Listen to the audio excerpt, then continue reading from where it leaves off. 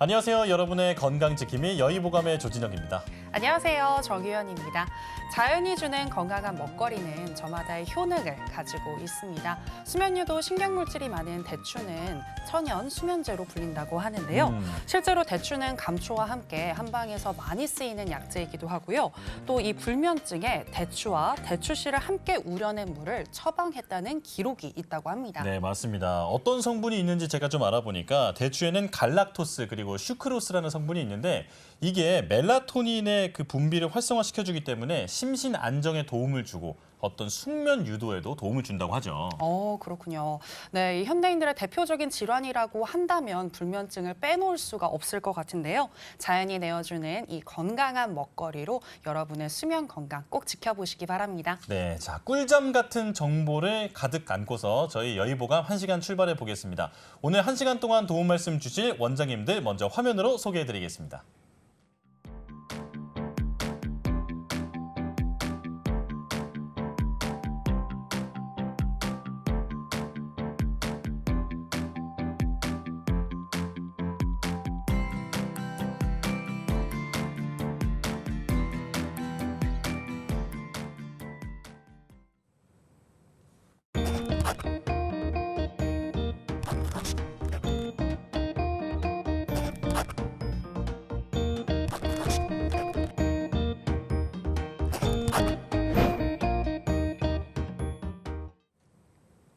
임동국 원장님, 안현웅 원장님과 함께하겠습니다. 두 분 어서 오십시오. 어서 오세요. 네, 안녕하세요. 네. 네, 나와주셔서 고맙습니다.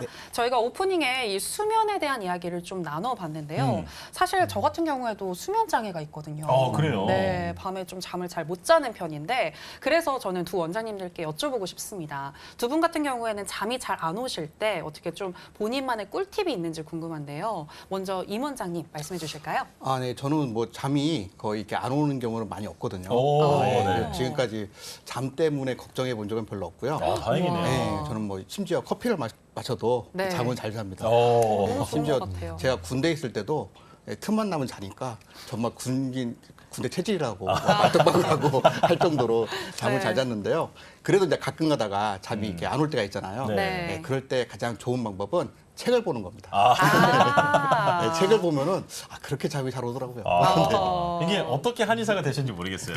밤새워서 공부하실 일도 많았을 텐데. 네네. 근데 정말 좋은 꿀팁이 된 것 같고요. 네, 맞습니다. 네, 이번에는 그러면 우리 안 원장님 어떤 꿀팁을 가지고 계실까요? 저 같은 경우에는 예전에 불면증으로 좀 한참 고생을 좀 했던 적이 있었거든요. 그래요? 네.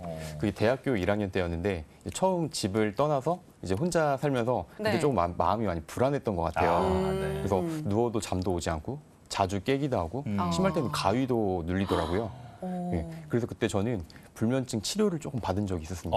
네. 그래서 그렇게 좀 고생을 하다 보니까 저만의 조금 루틴이 생겼어요. 그래서 제가 몇 가지를 조금 말씀을 드릴 텐데 그게 어떻게 보면은 안 선생님한테도 도움이 조금 많이 되실 것 같거든요. 진짜 네네. 꿀팁이네요. 알려주세요. 네. 그래서 일단은 첫 번째는 카페인이 들어간 음료를 늦은 시간에 마시지 않는 거예요. 그리고 정확히 시간은 어느 정도 전후로? 그거는 네. 개개인마다 차이가 조금 있는데요. 네. 뭐 환자분들 따라서 뭐 오전이나 아니면 뭐 하루에 2잔까지 괜찮다? 아니면은 뭐 한 8시까지 뭐 그래서 개인차가 조금 있기 때문에 네네. 그렇게 각성작용이 있는 음료들은 조금 안 드시는 게 좋고요. 한 네. 저녁 이전에 먹는 게 좋겠네요. 예, 네. 캐모마일 차처럼 이렇게 진정시켜주는 차를 조금 수시로 드셔주시면 그 도움이 조금 훨씬 많이 되시고요. 네. 그리고 네. 자기 직전에는 운동을 하지 않는 것도 도움이 조금 많이 되십니다. 예, 네. 운동을 하게 되면 교감신경 자체가 이렇게 항진이 되거든요. 네. 그러면은 바로 누우면 잠이 오질 않아요. 그래서 운동을 하시면은 조금 이른 시간에 뭐 저녁 식사하고 나서나 아니면 바로 눕기 바로 직전에는 좀 운동을 안 하시는 게 더 좋고요. 네. 또 한 가지는 야식을 안 드시는 것도 중요합니다. 근데 저는 야식 먹고 나면 배불러서 그런지 잠이 잘 오던데요. 그런 분들도 계시긴 한데요. 네. 깊게 숙면을 취하는 데는 야식에 사실 조금 방해되는 경우가 많거든요. 그래서 주무시기 한 4시간 전에 모든 식사를 조금 맞춰주시는 게 도움이 조금 많이 되실 거고요. 네. 그리고 누웠는데 바로 잠이 안 오는 경우도 있잖아요. 맞아요. 그런 경우에 저는 우황청심환이나 천황보신단 같은 사실 약을 조금 활용하기도 해요. 오. 예. 그 환자분들께서 우황청심환은 막 크게 놀랐을 때, 충격받았을 때, 쓰러졌을 때만 이렇게 드시는 줄 아시는데 맞아요. 네. 실제로 우황청심환도 교감신경을 쭉 진정시켜주는 작용이 있기 때문에 심박수도 안정되면서 바로 숙면을 취하는 데 도움이 조금 많이 되시고요. 네. 네, 그리고 평상시에 신경쇠약이나 네. 좀 예민해져 있다, 스트레스를 조금 많이 받는다 하실 때는 그 귀비탕이나 온담탕처럼 마음을 진정시켜주는 한약이 도움이 많이 되실 거예요. 그래서 그런 약들을 뭐 한 달, 두 달 정도 복용하시면은 네. 숙면을 취하는 데 도움이 조금 많이 되시죠. 아니, 그렇군요. 다음에 이 주제 가지고 안 원장님을 따로 한번 모셔야 될 것 같아요. 네, 1시간 동안도 얘기할 수 있을 것 같은데요. 그러니까요. 예, 알겠습니다. 네. 소중한 정보였습니다. 네, 정말 꿀팁 주셔서 너무나도 감사하고요. 제가 한번 실천해 보도록 하겠습니다. 자, 그럼 오늘도 건강지수를 올려줄 오늘의 첫 번째 주제를 일단 한번 이야기를 해봐야 될 것 같은데요. 오늘의 첫 번째 주제는 바로 기침이 되겠습니다. 흔히들 감기에 걸렸을 때 혹은 사례에 걸렸을 때 기침을 하곤 하는데요. 이렇게 원인을 명확히 알 때에는 왜 기침을 하는지 뭐 정확히 아니까 상관이 없을 텐데 가끔씩은 원인이 없는데도 왜 기침을 하는지 모를 맞아요. 때 또 기침을 또 하게 되는 경우가 있는 것 같습니다. 자, 그렇다면 이 기침은 단순히 몸에서 일어나는 증상으로 봐야 할지 아니면 독립적인 질환이기도 한 건지 이 부분에 대해서 임 원장님 설명해 주실까요?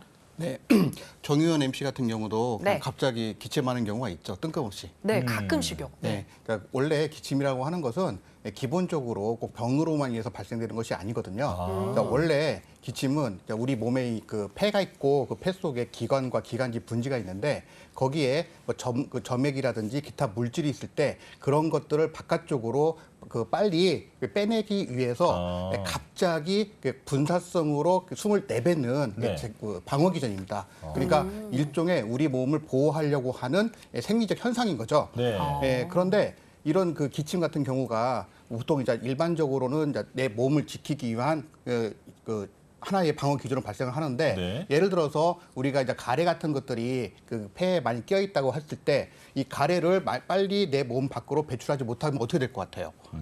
폐포가 공기와 접촉하지 못하기 때문에 네. 숨을 못 쉬게 되면서 질식 현상이 발생하게 되겠죠. 네. 그렇기 때문에 이 기침이라고 하는 그 자체를 나쁘게 보시면 안 되고 우리 몸을 보호하려고 지금 내가 기침하는구나라고 인식을 하시면 됩니다. 다만 생리적 현상이긴 하지만 우리 몸이 병들었을 때 이 병들었을 때도 기침이 발생할 수 있는데 어떤 질환의 하나의 증상으로서 기침이 생길 수도 있고요. 네. 기침 이 자체가 하나의 질환이 될 수도 있습니다. 사실은 갑작스럽게 이제 숨을 내뿜어서 이물질을 배출하는 그런 반사 행동이지만 이게 잘못되면 어떤 독립된 질병으로도 이어질 수 있다 이렇게 이해를 하면 될 것 같은데요. 네. 자, 그렇다면 기침이 나오는 원인들을 한번 짚어보겠습니다. 자, 안 원장님께서 알려주실까요? 아까 임 원장님께서 말씀하셨듯이 기침의 원인 자체가 사실은 많은데요. 네. 일단은 먼저 기계적인 자극이 있습니다. 기계적인 자극이라고 하는 거는 우리가 뭐 넥타이를 찰 때도 네. 꽉 졸리게 되면 네. 어떻게 기침이 돼요? 나오죠. 네, 기침이 쿨쿨 나도 모르게 나오잖아요. 네. 네. 이게 기도를 이런 식으로 막 쫄린다든지 치인다든지 해서 자극하게 되면은 그걸로 인해서도 기침이 나올 수가 있고요. 네, 네. 그다음에 화학적 자극이 있습니다. 우리가 네. 매캐한 연기 같은 거를 이제 마신다든지 그리고 가스 같은 거를 마신다든지 그랬을 때도 기침이 네. 나올 수가 있고요. 또 화생방 할 때 한번 느껴봤죠? 예, 맞습니다. 네. 네. 그리고 또 온도작이 있습니다. 네. 갑자기 이제 뭐 차가운 공기를 마주한다든지 아니면 뜨거운 공기를 이제 흡입하게 됐을 때도 나도 모르게 기침이 나오는 경우도 있고요. 네, 그리고 네. 이제 뭐 폐수종이나 폐색전증처럼 질환이 있는 경우, 네. 신부전증이 있는 경우도 기침이 나올 수가 있고요. 네. 또한 히스테리나 정신적인 질환 같은 경우로도 기침이 나올 수가 있습니다. 그럼 기침이 있을 때 원인을 바로 뭐 하나 캐치하기는 사실 쉬운 거는 아니고요. 그렇네요. 예, 저희가 진단을 통해서 어떤 문제가 있는지 이제 꼼꼼하게 살펴볼 필요가 있는 거죠. 네, 정말 기침의 원인이 다양한 것 같은데요. 그렇다면 이 한의학적으로는 기침의 원인을 어떻게 보고 있는지 저는 또 궁금하거든요. 궁금해요. 네, 이 부분 임 원장님 설명해 주실까요? 네, 혹시 그 정윤 아나운서는 그 기침을 그 한방 병명으로 뭐라고 그러는지 아세요? 기침이요? 글쎄요, 모르겠네요. 예, 보통 이제 어르신들은 네. 해소병이라고 말을 하는데 해소병? 예, 해소병이라고 말하는데 어. 그거는 이제 발음이 약간 잘못됐고요. 자, 해수라고 합니다. 해수? 예, 어. 해수 많이 들어보셨을 거라고 생각이 드는데 자, 원래 해수는 이게 같은 의미가 아니라 해와 수가 약간 다른 의미를 갖고 있는데요. 네. 해 같은 경우는 유성 무담 기침 소리는 나지만 가래는 없는 그런 상황을 말하는 거고 그다음에 수 같은 경우에는 무성 유담 기침 소리는 없는데 가래 소리가 나는데 그런 상황을 나타내는 단어입니다. 근데 보통은 우리가 구별하지 않고 해와 수를 붙여서 그냥 해수 이렇게 일반적으로 통칭을 하는 것이죠. 네. 우리가 이제 숨을 쉬는 거를 한번 이렇게 생각해 보시면은 숨을 쉬려면은 일단 들여 마셔야 되죠. 네. 들여 마신 다음에 그 공기에 들어있는 산소를 흡수하고 그다음에 우리 몸 안에서 대사의 결과로 나온 이산화탄소를 바깥쪽으로 배출하면서 숨을 쉬게 되는데 그렇기 때문에 가장 기본적인 것은 숨을 들여 마시는 것이 호흡의 가장 근본입니다. 네. 네. 그래서 폐의 기운은 이게 아래쪽으로 내려가는 것이 가장 기본적인 그 순리인데요. 그런 과정을 우리가 한의학에서는 폐주 숙강이라고 부릅니다. 네. 즉 다시 말하면은 폐의 기가 아래쪽으로 내려가야 내 폐의 그 원래 그 기능이 다 발휘된다는 얘기인 거죠. 네. 그런데 만약에 어떤 이유로 예를 들어 질병이 걸린다든지 감기에 걸린다든지 해서 폐에 이렇게 기가 아래로 내려가는 그런 기능에 장애를 받게 되면은 그 기가 거슬러 올라오면서 기침이 발생한다고 한의학에서 보고 있습니다. 따라서 한의학에서 바라볼 때 기침의 가장 근본적인 장기는 폐라고 볼 수 있다는 것이죠. 네. 원래는 폐의 기운이 아래로 내려가야 하는데 내려가지 못했을 때 이제 그게 거슬러 올라오게 되면서 기침이 발생한다라고 한의학에서는 이해를 하고 있다라는 건데요. 자, 그렇다면 또 이제 기침의 다른 원인은 뭐가 있는지 궁금합니다. 안 원장님께서 설명해 주시죠. 이제 기침의 일차적인 원인은 폐에 있지만 그 폐만의 문제로 기침을 발생할 수 있는 거는 아니거든요. 네. 네. 그러니까 한의학의 가장 오래된 원전인 황제내경을 보면 네. 오장의 육부해라는 말이 나옵니다. 그거는 이제 아까 원장님께서 말씀하신 해수증의 해, 기침, 해자를 말을 하는데요.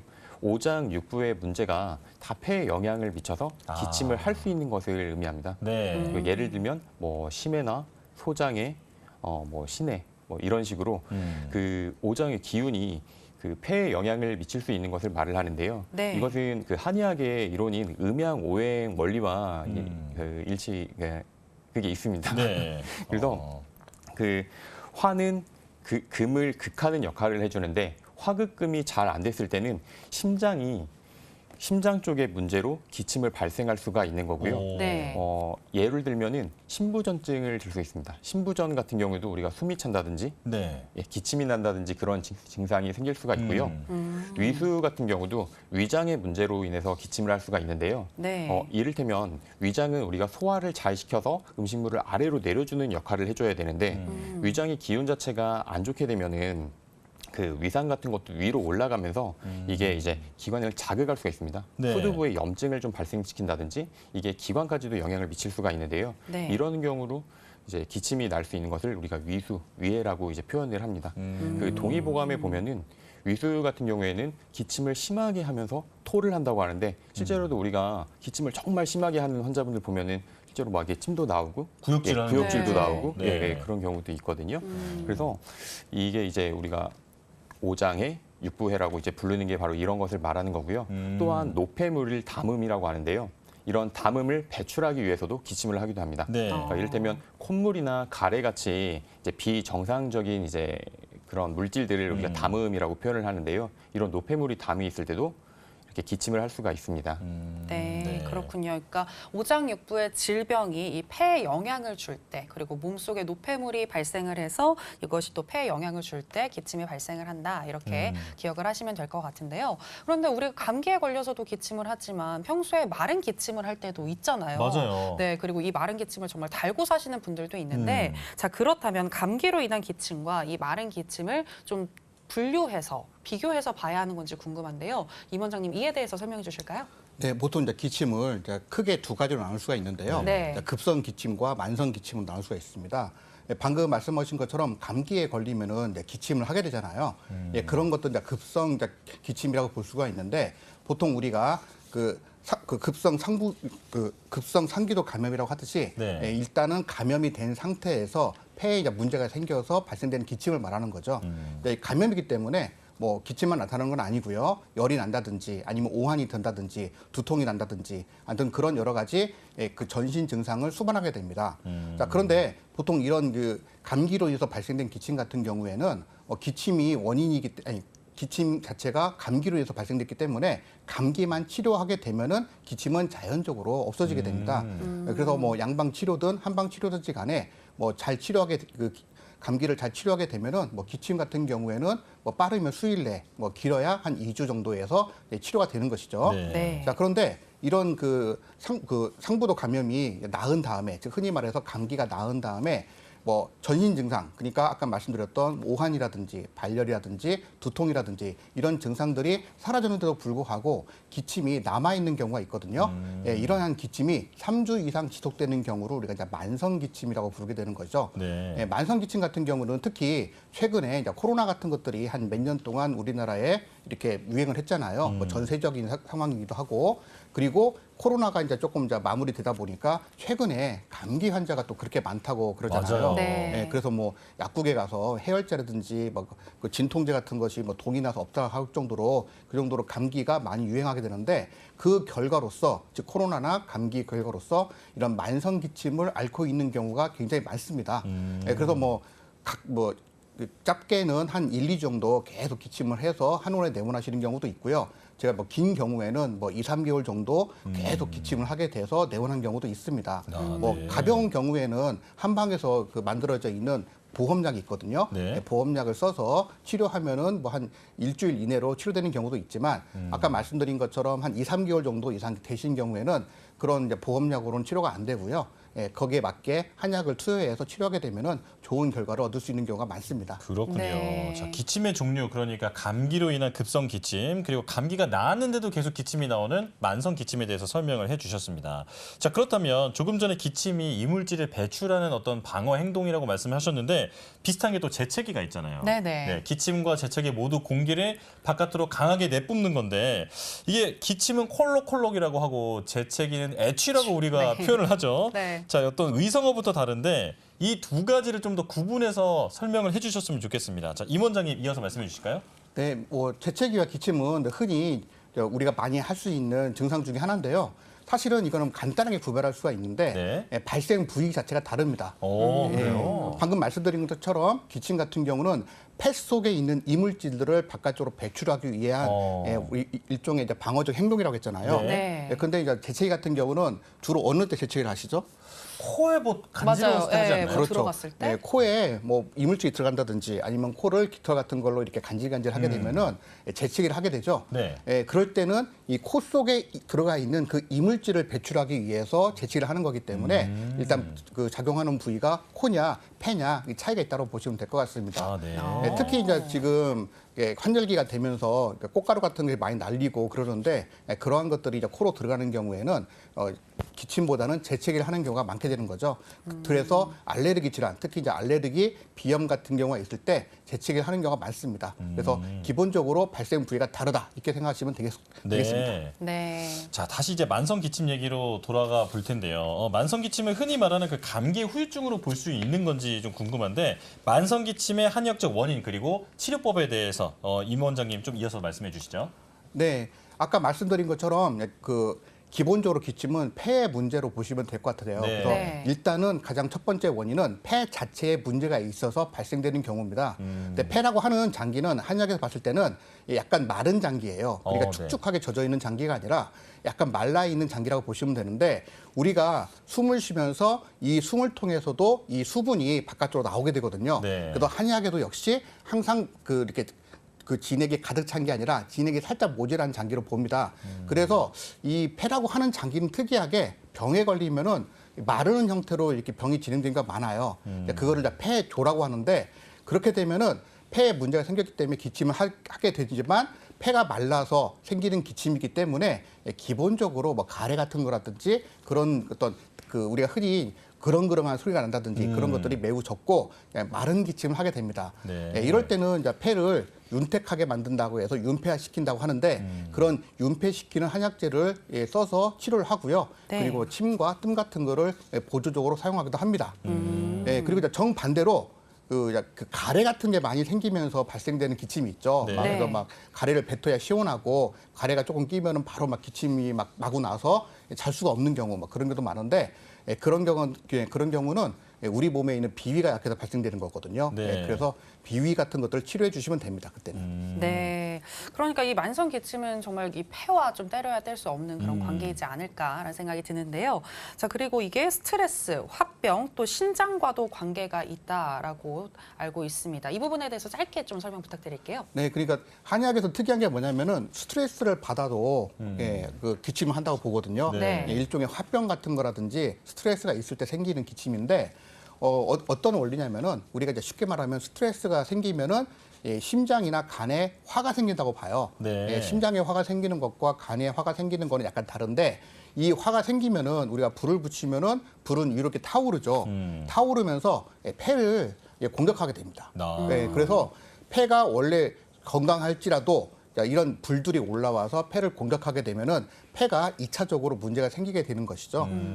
그러면은 기침이 난다라고 보시면 되겠습니다. 네. 이럴 때는 폐를 집중적으로 치료하는 게 아니라 심장에 열이 있으면은 심장의 열을 꺼주고 그리고 간에 열이 있으면은 간의 열을 꺼주는 그런 한약을 써서 치료를 해주고요. 역시 침과 뜸 같은 걸 이용해서 써주시면 좋은 효과를 볼 수가 있습니다. 네. 자, 저희가 준비한 질문이 많아서 이제 마지막으로 하나 더 질문을 드릴게요. 그러니까 이제 스트레스가 만병의 근원이니까 이 스트레스를 해결해서 기침을 해결하는 방법도 있다 이렇게 말씀해 주셨는데 이 만성 기침을 예방하는 방법 좀 짧게 좀 설명해 주실까요? 네, 그 기침이라고 하는 것은 이제 기본적으로 이제 한의학에서 바라볼 때는 형한음냉즉 상패라고 이제 표현하는데 몸을 차갑게 한다든지 아니면 차가운 음식 같은 거를 많이 먹는다든지 하면은 폐가 상한다라고 보거든요. 그러니까 그 예방법은 그게 정반대로 하시면 돼요. 네. 예, 그러니까 몸을 춥게 하는 것을 피하고 네. 몸을 좀 따뜻하게 하고요. 그다음에 너무 차거나 날 것도 우리 몸을 차갑게 만든다고 보거든요. 그래서 생냉물이라고 하는데 그런 음식들을 피하는 게 좋겠죠. 그러니까 평상시에 우리가 따뜻한 여름인데 따뜻한 뜨거운 물을 마실 수는 없잖아요. 네. 그렇기 때문에 따뜻한 음식이라든지 물을 먹지 못하더라도 너무 차갑지 않게 먹는 것이 중요합니다. 그렇군요. 네, 알겠습니다. 항상 몸을 따뜻하게 하는 게 매우 중요하다라는 거 기억하시기 바라겠고요. 오늘 기침에 대한 내용 알아봤는데요. 저희가 이야기한 내용들 화면으로 정리해봤습니다. 만나보실까요?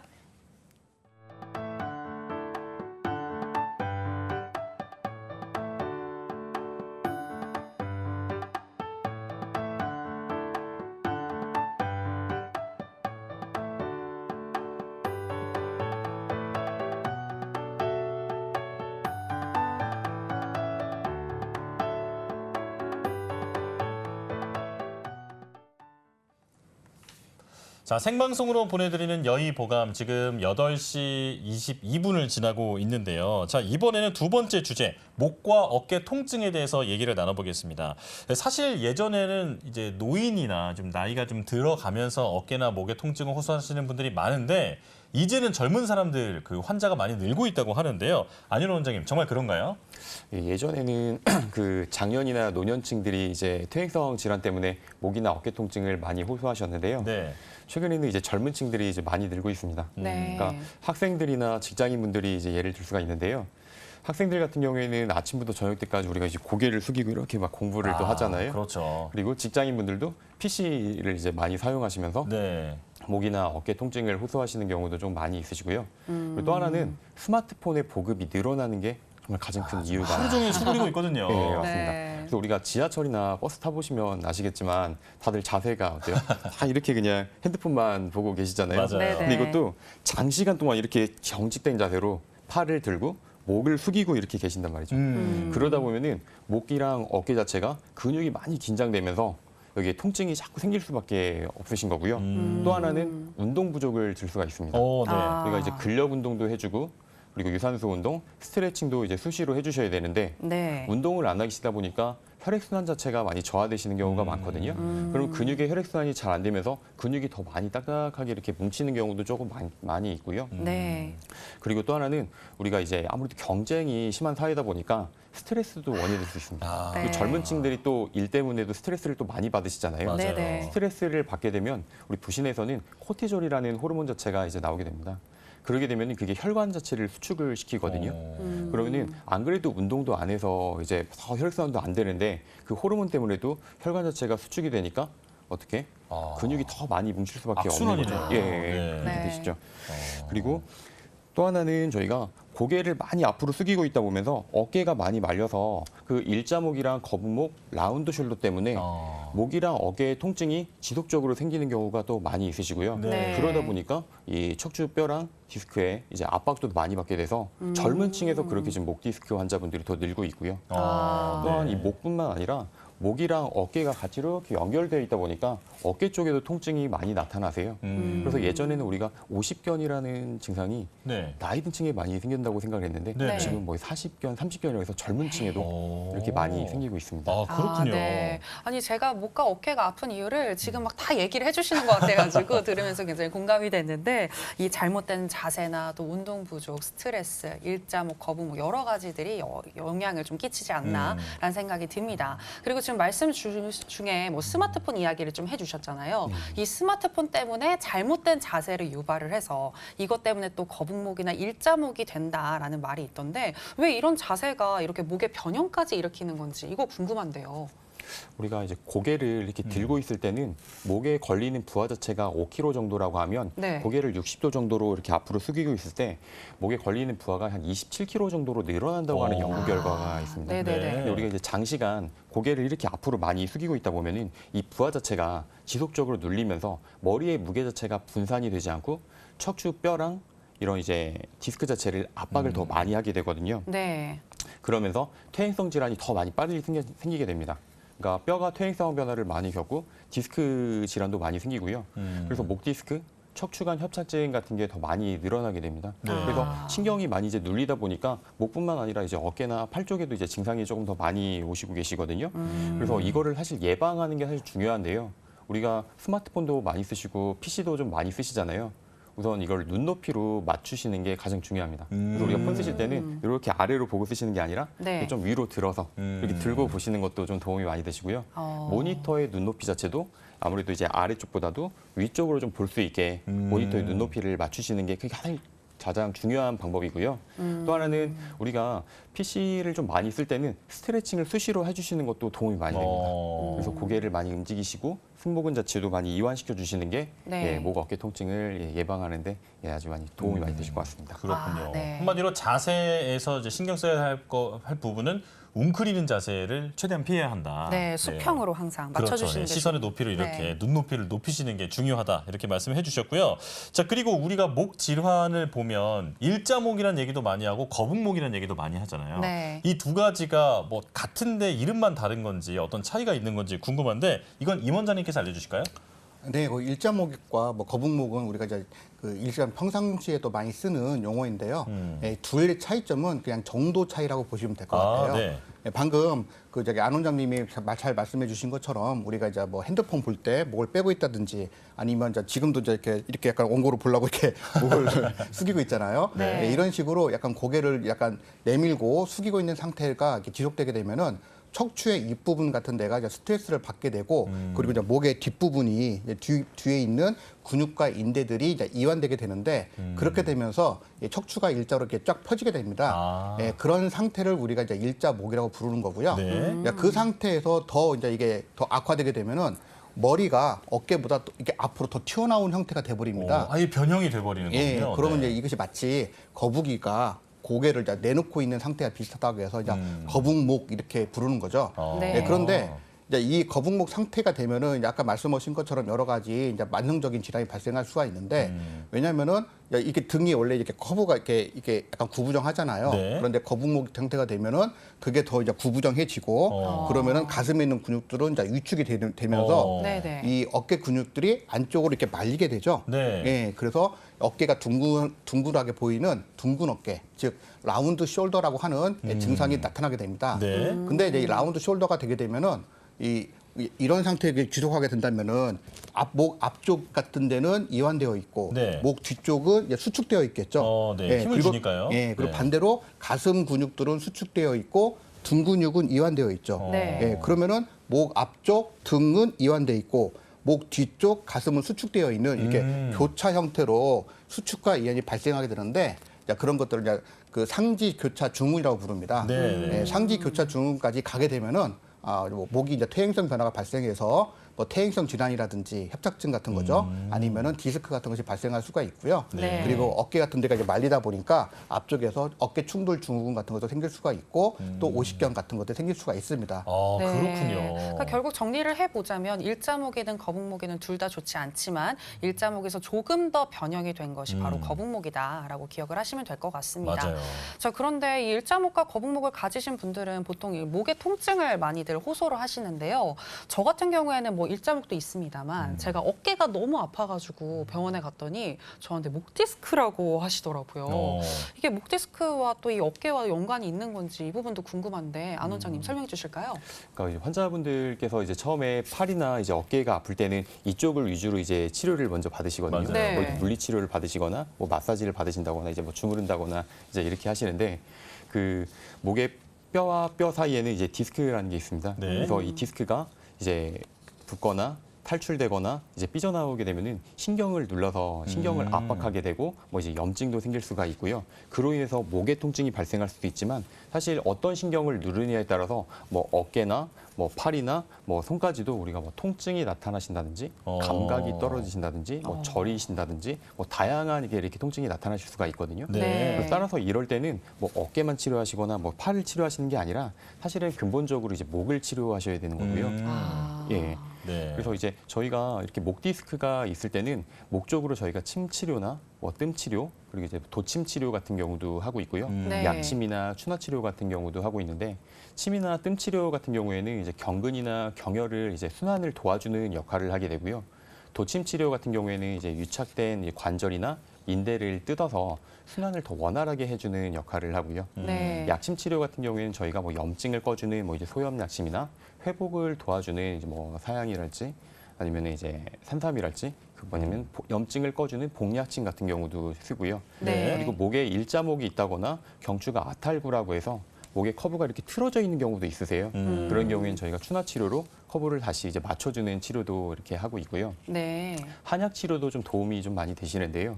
한약 이제 디스크가 있을 때는 저희가 석영탕, 이제 오적산, 이제 뭐 갈근탕, 이제 갈근 해기탕처럼 이제 뒷목이나 이런데 순환을 도와주고 뼈나 관절을 이제 보강해주는 그런 한약들을 이제 많이 쓰고 있습니다. 네. 자, 목신경이 어깨 통증의 원인이 되는 경우였기 때문에 이 목신경, 목 디스크를 치료하는 방법을 설명을 해주셨는데요. 원장님 저희가 정말 준비한 질문이 너무 많거든요. 네, 그러니까 원장님들 약간 간략하게 좀 말씀 좀 부탁드리겠습니다.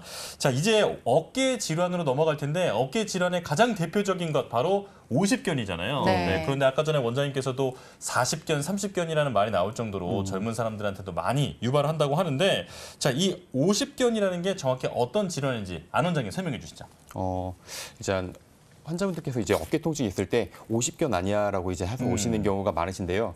사실 50견 진짜로는 거의 한 3%에서 5% 정도밖에 안 된다고 그래요? 보시면 될 것 같아요. 네. 그래서 이제 50견은 그 이름이 이제 동결견, 뭐 위척성 관절낭염이라고 이제 얘기를 하는데 그 이름처럼 동결 굳었다라는 뜻이거든요. 영어로는 이제 frozen shoulder라고 하는데요. 얼었다는 거네요, 정말. 예, 네. 맞습니다. 그래서 저희가 이제 환자분이 이제 능동적으로 자기의 힘으로 드는 것도 잘 안 되시고 그리고 이제 수동적으로 저희가 이제 의사가 이렇게 손을 들어줬을 때도 이제 움직임이 떨어지게 되세요. 그래서 따닥하게 이제 굳어져 있는 거를 이제 의미하신다고 보시면 되고요. 네. 그래서 이 50견이 있을 때는 저희가 치료할 때 추나 치료를 같이 해주시는 게 도움이 많이 됩니다. 왜냐하면은 그 이제 통증 같은 경우에는 이제 어떻게 보면은 빨리 좀 이완이 이게 줄어들 수가 있는데 이 움직임 가동성 자체가 떨어져서 후유증으로 남으시는 분들이 좀 많으시거든요. 그래서 통증은 없지만 관절을 예전처럼 움직이기가 힘들어 하시는 경우가 많으세요. 네네. 그래서 이 50견이 있을 때는 추나 치료를 병행하시는 게 도움이 좀 많이 되실 겁니다. 아, 그렇군요. 네, 이렇게 50견에 대해서 좀 들어봤는데 또 어깨 충돌 증후군도 있더라고요. 이 어깨 관절의 통증을 그러니까 충돌이 생겨서 통증이 나타난다 뭐 이런 것 같은데 이 충돌 증후군에 대해서도 자세한 설명 좀 부탁드릴게요. 그 어깨를 움직이는 이제 근육이 회전근개라고 있으세요. 네네. 근데 이제 그 회전근개가 여기 위에 보면은 만져지는 뼈 사이를 통과를 하고 있거든요. 네. 그런데 이 극상근이 이 팔을 드는 동작을 할 때 이 오해 견봉궁이라고 해서 이 뼈에 부딪히는 경우가 있습니다. 그걸로 인해서 이제 그 극상근 자체에 염증이 생기면은 우리가 이제 극상근 건염이라고 표현을 하고요. 네. 그럴 때는 이제 팔을 들 때 부딪히기 때문에 이제 통증이 많이 발생하시고요. 그리고 또 충돌 증후군이 또 이제 그 하나는 점액낭염이라는 게 있습니다. 네네. 그 삼각근 하에는 점액낭이라는 게 있는데요. 네. 사실 우리 몸의 점액낭은 거의 한 160에서 180개 정도가 있다고 해요.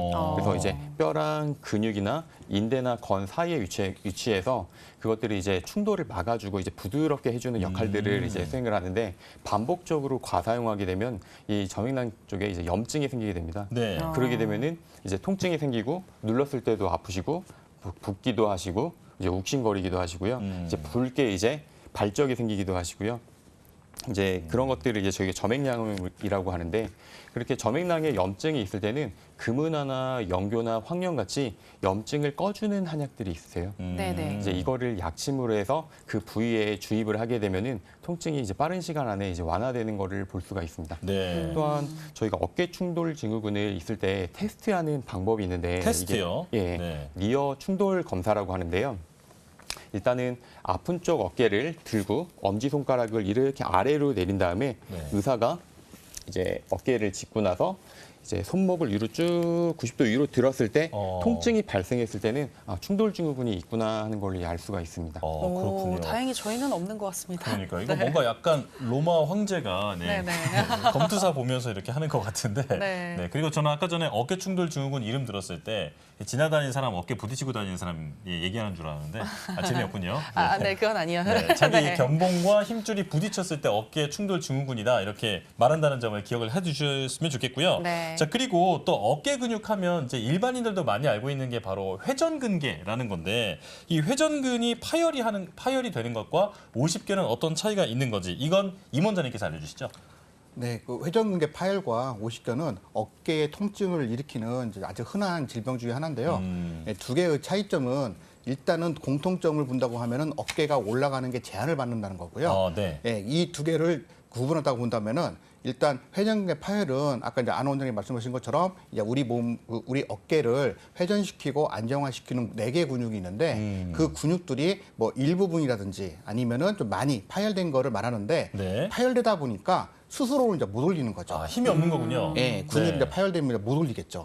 그런데 어깨 관절 자체는 문제가 없기 때문에 남이 이렇게 올려주면은 올라갈 수 있는 내가 이 정도밖에 못 올린다고 하더라도 남이 이렇게 올려주면은 올라갈 수 있는 그런 상태가 되는 거고요. 네. 네. 오십견 같은 경우에는 아까 그 포로전 숄더라고 해갖고 얼어붙은 관절이잖아요. 그래서 일단은 못 올라가는데 여기에서 이게 얼어있기 때문에 남이 올려줘도 역시 안 올라갑니다. 예, 그래서 남이 이렇게 올려주려고 하면은 아 하면서 이런 식으로 약간 이렇게 어깨를 움츠리는 그런 형태를 띠게 되는 것이죠.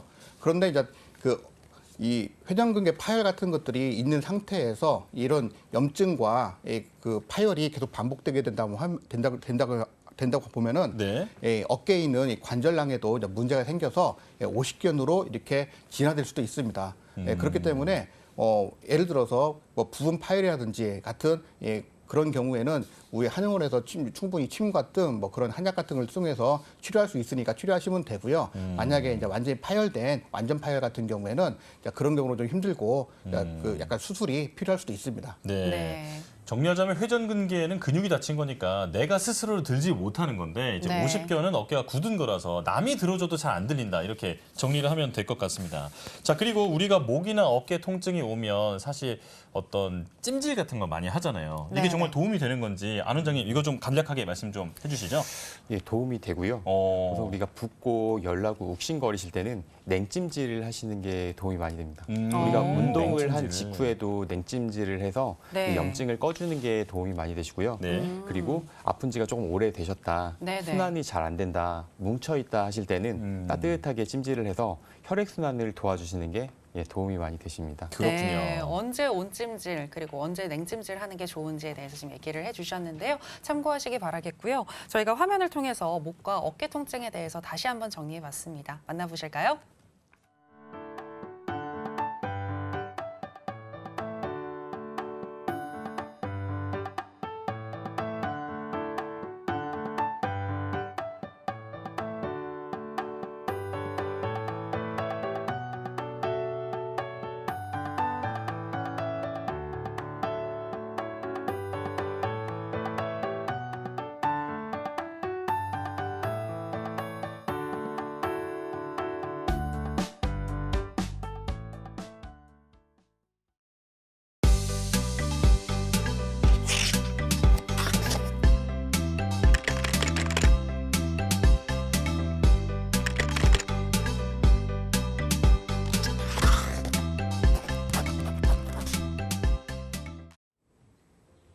네, 안녕하세요.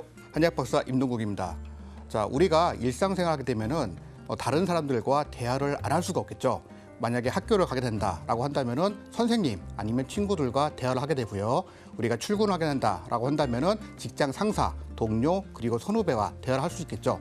그리고 우리가 마트, 하다못해 그 구멍가게를 가더라도 거기 있는 직원들과 대화를 하게 되죠. 자, 이렇게 우리는 일상생활하면서 대화를 하면서 살 수밖에 없는데요.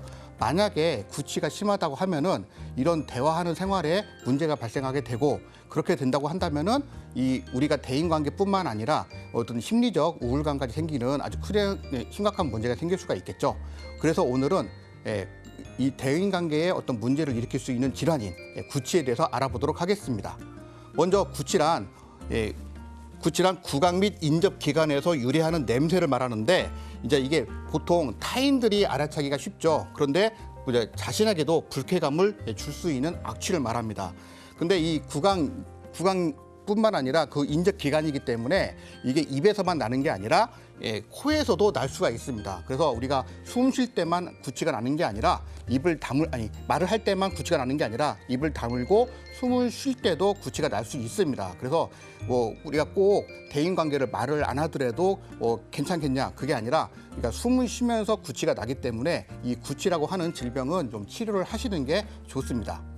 구취의 종류를 좀 알아보면요. 일단 세 가지로 나눌 수가 있는데 첫 번째 원인이 뭐냐면은 생리적 구취입니다. 그러니까 생리적 구취라고 하는 것은 우리가 이제 각종 음식이나 기호식품을 먹었을 때 나는 냄새를 말하는 거죠. 예를 들어서 커피를 마시면은 커피는 맛있지만 커피를 마신 다음에 입에서 약간 이상한 냄새가 나잖아요.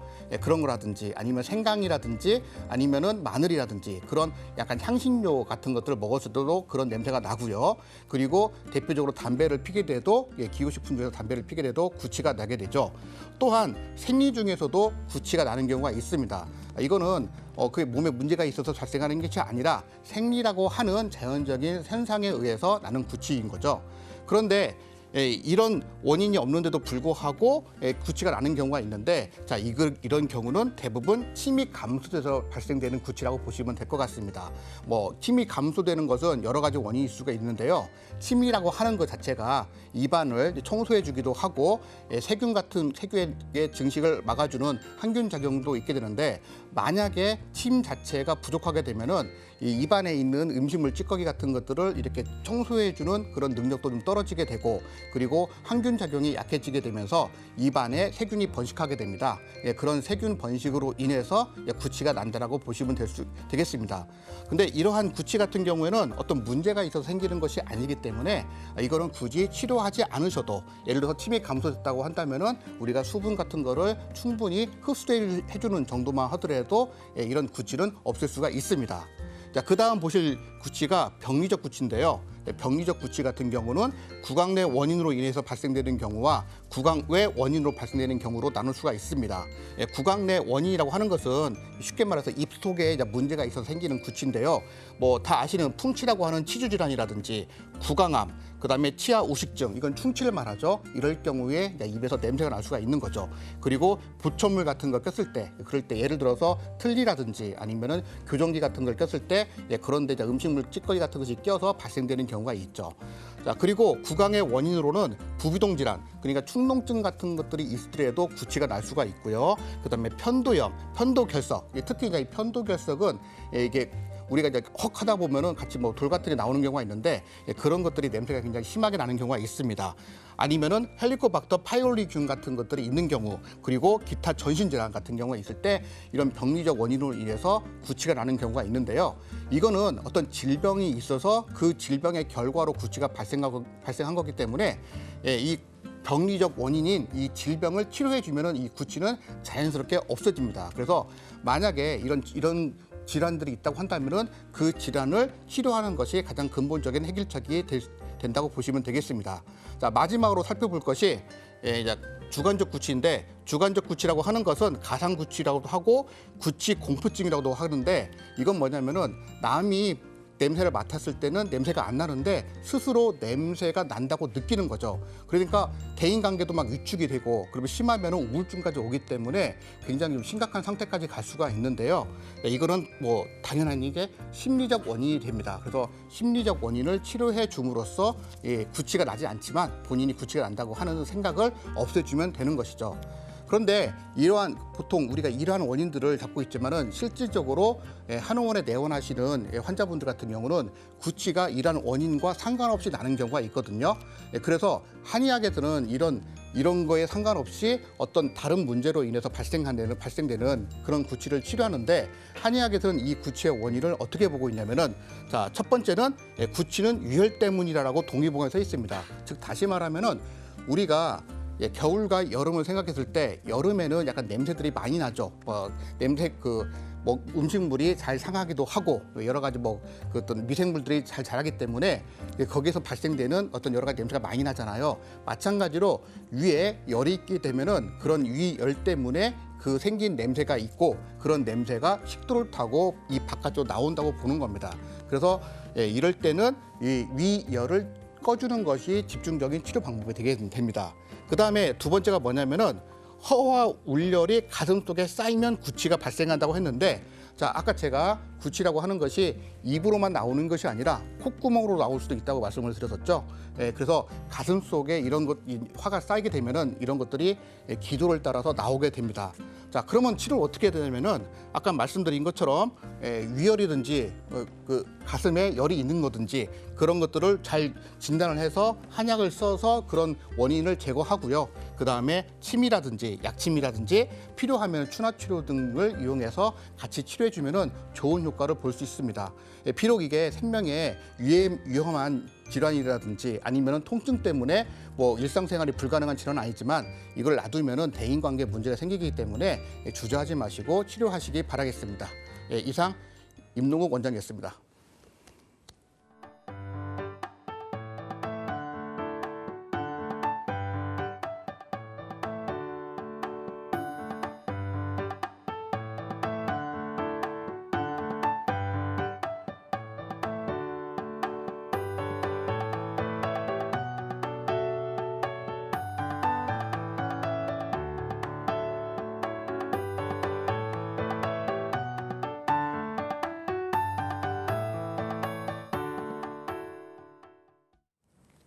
자, 오늘의 한방 임동국 원장님께서 구취에 대해서 말씀을 해주셨는데 한의학을 통해서 효과적으로 치료를 받을 수 있으니까 고민 있는 분들은 내원해 보시면 좋겠습니다. 네, 그렇습니다.